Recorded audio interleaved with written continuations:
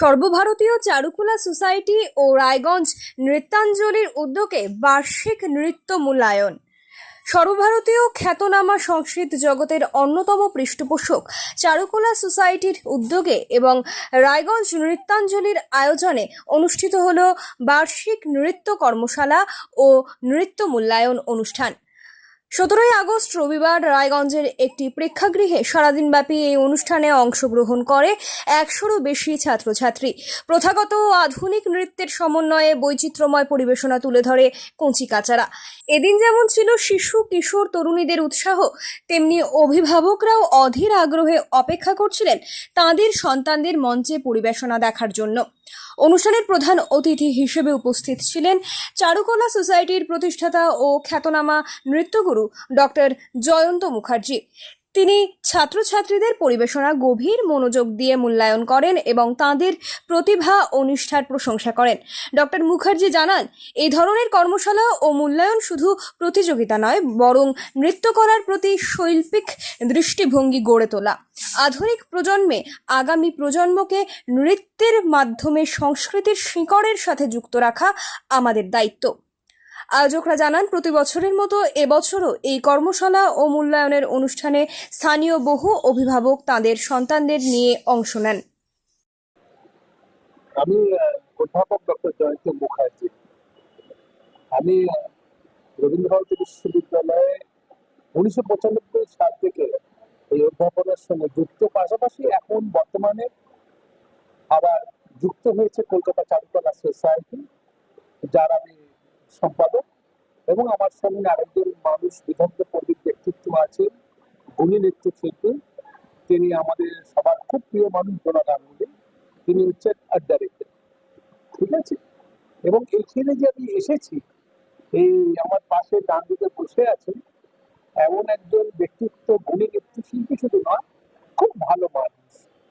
দেখুন, আজকে চারুকলা সোসাইটি সারা ভারতবর্ষে, শুধু ভারতবর্ষের বিভিন্ন জায়গায় এর বোর্ড রয়েছে এবং প্রচুর মানুষ, যারা প্রচুর ছাত্রছাত্রী পরীক্ষা দেয়, অন্তত বছরে 1 লাখের কাছাকাছি সেরকম পরীক্ষা দেয়। বিদেশেও আছে, বিদেশে আছে, ইউএসএ আছে, কানাডা আছে, তারপর নেদারল্যান্ড আছে, বাংলাদেশ আছে, ইংল্যান্ড আছে। কিন্তু ঘটনা হচ্ছে যে এই বালুরঘাটে যে সংস্কৃতি,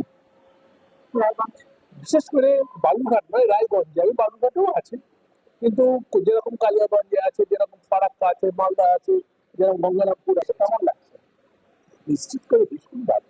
এমন একটি জায়গায় কত অসংখ্য ছাত্রছাত্রী এই বৃষ্টির মধ্যে চলে এসছে, পরীক্ষা দিচ্ছে, চলে গেছে, আবার নতুন করে পরীক্ষা শুরু হবে, এটা পরম পাঠ্য। আর আমি, ওরা তো যাচ্ছে এর মধ্যে,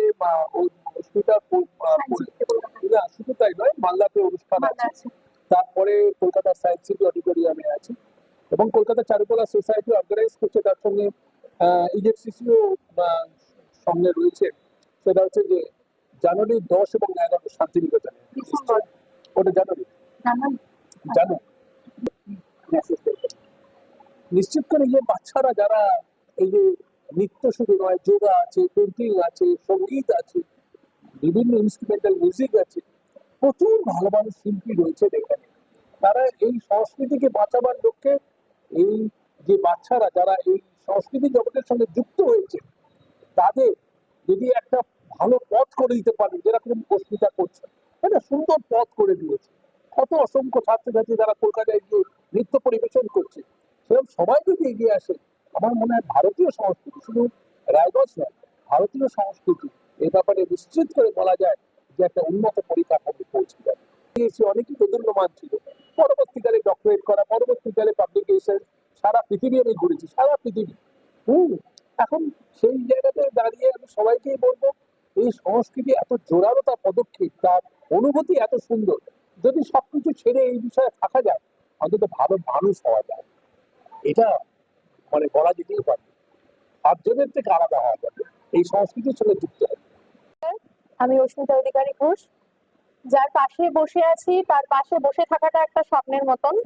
জীবনে কোনোদিনও ভাবতে পারিনি এরকম একটা মানুষের সান্নিধ্যে বসে আমি একটা পরীক্ষা অর্গানাইজ করব নৃত্যাঞ্জলির জন্য।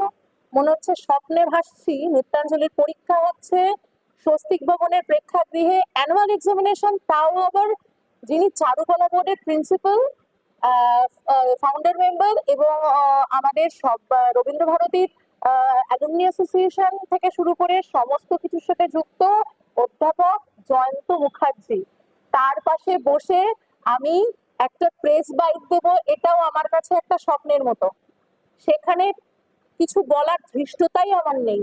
আমি শুধু ভগবান নির্দেশ দিচ্ছেন, সেই কাজগুলো তার কথা মতো করছি। ঈশ্বর বলছেন যে কাজগুলো করতে, যে তুমি এই কাজগুলো করো তোমার বাচ্চাদের জন্য। এই মহানুভব ব্যক্তিদেরকে সঙ্গে নিয়ে সেই রাস্তাতেই আমি নৃত্যাঞ্জলিকে চালনা করছি। আজকে চারুকলা বোর্ডের এক্সাম নৃত্যাঞ্জলির যেটা অনুষ্ঠিত হচ্ছে স্বস্তিক ভবনে, 130 জনের মতো পরীক্ষা দিচ্ছে। এখান থেকে যারা ফার্স্ট সেকেন্ড থার্ড হবে 3-6 জন, তারা কলকাতায় পুরস্কার নিতে যাবে। গত বছরও গেছিল, আশা রাখছি এবছরও যাবে। যারা এবছর পারবে না তারা সামনের বার যাবে, খুব স্বাভাবিক। কারণ সেই নিরিখে দাদার পক্ষেও খুব অস্বাভাবিক হয়ে যায় কোনো কোনো ক্ষেত্রে। এত ভালো বাচ্চারা পারফর্ম করছে, এটা বসে বসে বলছেন আমাকে, অস্মিতা এত ভালো নাচছে, ওরা এত ভালো পারফর্ম করছে। দাদার আদেশ মতোই আমরা আবার 31 তারিখে সায়েন্স সিটিতেও যাব। দাদার আদেশ মতোই সমস্ত কাজ করছি। ভগবান দেখাচ্ছেন রাস্তা, আমি সে রাস্তায় চলছি। রায়গঞ্জের জন্য ভীষণ গর্বের দিন আজকে। এই ছোট্ট একটা জায়গায় উনি বসে আছেন, এক ছোট্ট ঘরে। আমরা অনেকেই সংস্কৃতিপ্রেমী মানুষরা হয়তো বুঝতে পারছি না যে একটা ছোট্ট ঘরের মধ্যে অনেক কিছু ঘটে যাচ্ছে। একটা মানুষ রায়গঞ্জে আসলেন, তার পা পড়লো রায়গঞ্জে, উনি রায়গঞ্জকে অনেক কিছু দিয়ে গেলেন, বলে গেলেন, সেখান থেকে আবার তিনি নিঃশব্দে চলেও যাচ্ছেন।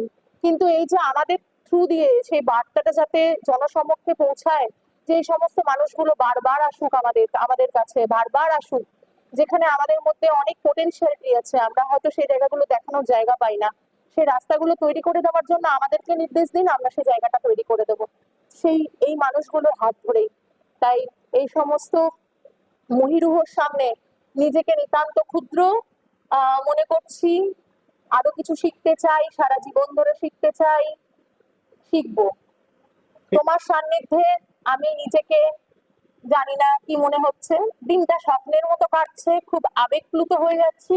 এখনো আমার হাত কাঁপছিল যখন আমি আনতে যাচ্ছি দাদাকে, প্রচন্ড বৃষ্টি হচ্ছিল। মানুষটাকে নিয়ে যখন হোটেলে গেলাম, মনে হচ্ছে মানুষটা সত্যি সত্যি আমার সাথে এসছে, যাকে তো আমি টিভির পর্দায়, মোবাইলে দেখেছি, প্রেস মিটে দেখেছি, সেই মানুষটাকে সঙ্গে নিয়ে আজকে একটা পরীক্ষা অর্গানাইজ করবো। আমার বাচ্চারা আমাকে করিয়েছে এটা, আমার বাচ্চাদের জন্যই পেরেছি। আমার সমস্ত গার্জেনদের ভালোবাসা আমাকে নিয়ে গেছে সেই জায়গাটায়।